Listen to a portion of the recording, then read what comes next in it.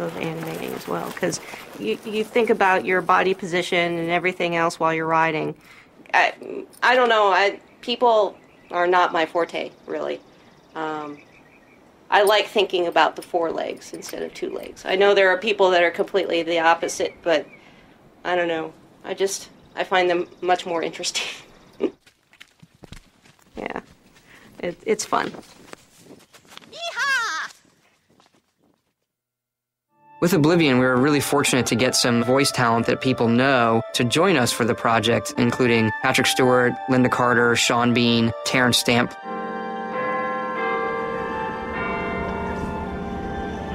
I'm always anxious about getting here late. God, if I miss this. I tried to get on an earlier flight. We got to the airport early, but they wouldn't let me on it. Superman 1 and 2, kind of my formative years, when I was 6 or 7. Terrence Stamp is General Zod, and he has a great line in Superman 2 where he gets Superman to kneel, and son of Jor-El, kneel before Zod. And my brother would always do that, but change Zod to Todd. So just over the years, one of those things, for 20-some years, just keeps going, and now I'm going to meet him, and if I can get him to record it, send it to my brother, that'd be great.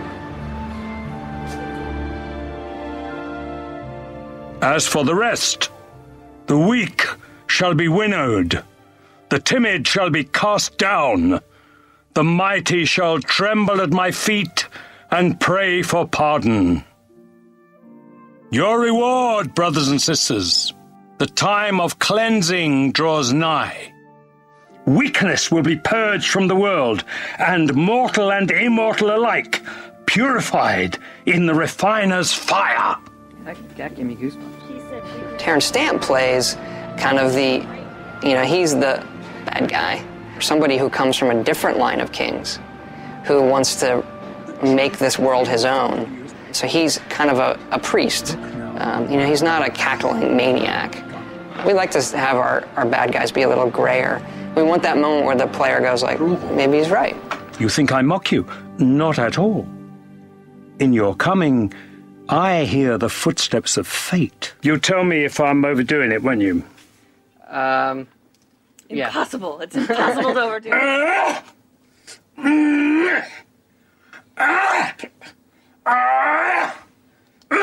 Yeah, it's kind of like he said while we were there, the character just came out of him. It's like a very serious voice.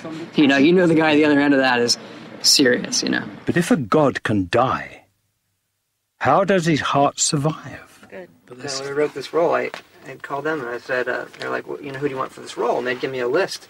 And I said, no, I gotta have Terrence Stamp. Oh, how wonderful. I don't know if he's done a game. I said, yeah. He has, but I think he's... No, I mean, I wasn't unnerved, but when I got the FedEx last night with the script, and I looked at it and I thought, well, I just don't know. I hope there's somebody there to tell me where to go, because I just had I didn't know, the area of it. I didn't know the area of performance, Right. So I look forward to, showing it to them and having them, I've never seen myself in that light. Just how well we can lip sync and put other characters on the screen. Kneel before Todd. You got to put that in. Smile when you ask questions like Thanks. Thanks, John. Gentlemen, wonderful. So this is my pal Terrence Stamp. He's never done a video game before or any type of voiceover, and he was really, really excited to do it. He was really, really into it.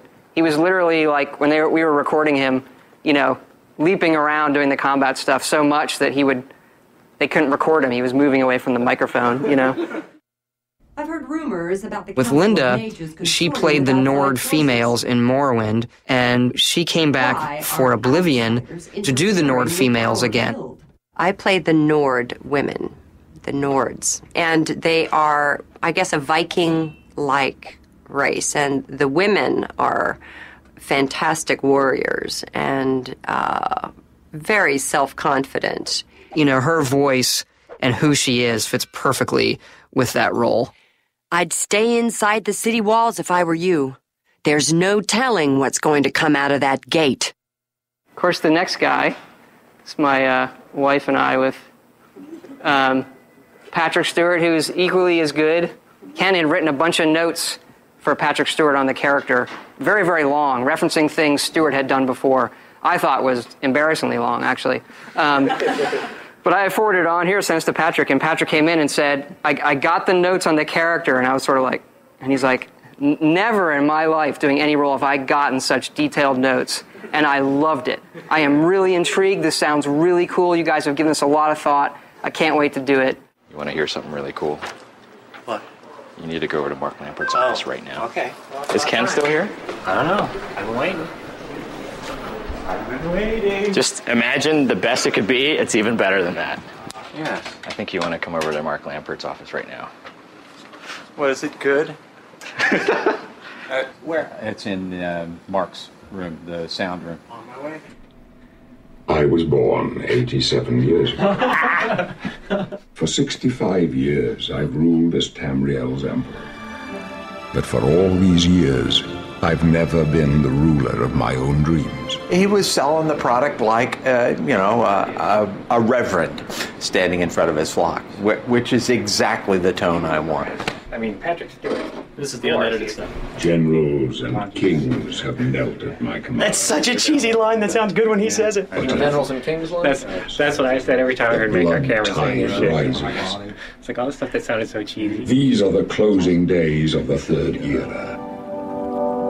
And the final hours of my life. I don't know, like, if we could have picked, there isn't another actor we could have picked who I'd be happier to write dialogue for. Like, seriously, like, I geeked out over Star Trek for years. You know, it was on while I was in college. We literally, all my friends, I would sit around, we watch Star Trek and drink beer and act like idiots. I don't have a picture of my wife in my wallet right now, but I've got Patrick Stewart in my wallet. So, there's no better actor as far as I'm concerned. Like, I get to say I wrote dialogue for Patrick Stewart. Yeah, I'm happy. You got your wallet? Yeah, I got it. This is not a lie. See, my wife will not be happy, but I have a Patrick Stewart picture in my wallet. Right there. So you guys know our demo machine melted last night? The motherboard's dead? We're never really sure. Could have been a defective motherboard. We could have just been putting too much into it. We weren't overclocking it at all. So I checked out. We're sending it back to the manufacturer, Asus, and they're going to send us a new one. So right now we have the code changing, we have the data changing, and now our hardware is changing. So the triumvirate of things changing is bad. Better now than next week. Normally, it'll crash to the Windows desktop, and you just start it back up and play it again. Well, this crashed in such a way that they actually had to completely power off the machine and restart it. This happened several times throughout the day, and finally on that last one, it just didn't come back on. By the way, the end of the demo is completely different. For those of you who weren't here on Friday, we changed the ending. It's way more dramatic. Feed me, Lord. You have to do all the kids' I think it looks cool when I block him. I mean, the end is the best part now. And before, for me, it was, the worst part. And now I think it's the best part. I don't know if that's the newness of it. But it's got good, epic fantasy demon stuff at the end, which I think the kids like.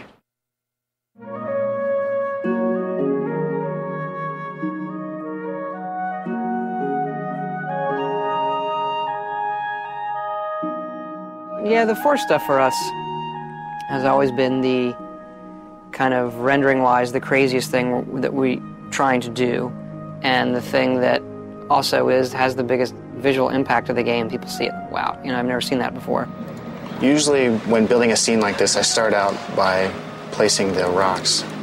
I sort of look at the lay of the land, which is generated first, and then I try and pick out spots where a rock might naturally occur. I've got this big one here. So, I would just take a big rock like this and plop it down, sink it to an appropriate height, and then I'll go and add like little satellite rocks around it to try and create a feel that there's some natural erosion going on. Came out looking for source textures for some of the surfaces in the game. Specifically terrain textures of like pictures of the ground, things like that. It's really tough to find images like that online, for those purposes anyway.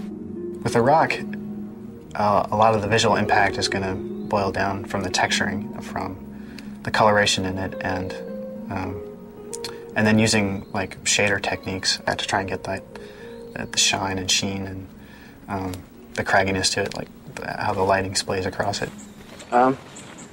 This color and texture is perfect for some of the textures that we were trying to recreate in the game.